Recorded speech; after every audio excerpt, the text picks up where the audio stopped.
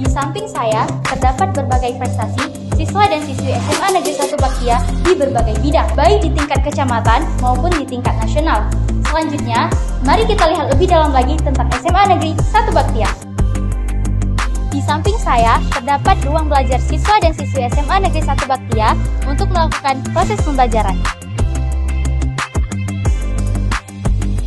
Menuju ke UKS dipersiapkan untuk menolong para siswa yang sedang dalam keadaan darurat, yang membutuhkan pertolongan secepatnya.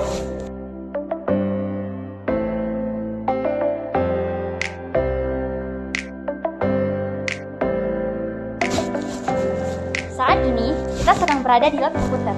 Nanti, kita akan berjumpa dengan dua guru cantik yang akan membantu kita untuk mengaplikasikan komputer di berbagai bidang. Nah, sekarang kita sedang berada di dalam lab biologi. Lab biologi merupakan salah satu sarana sekolah yang mendukung proses pembelajaran praktik biologi. Tempat ini menjadi akses bagi para siswa untuk melakukan percobaan dan penelitian yang berhubungan dengan biologi.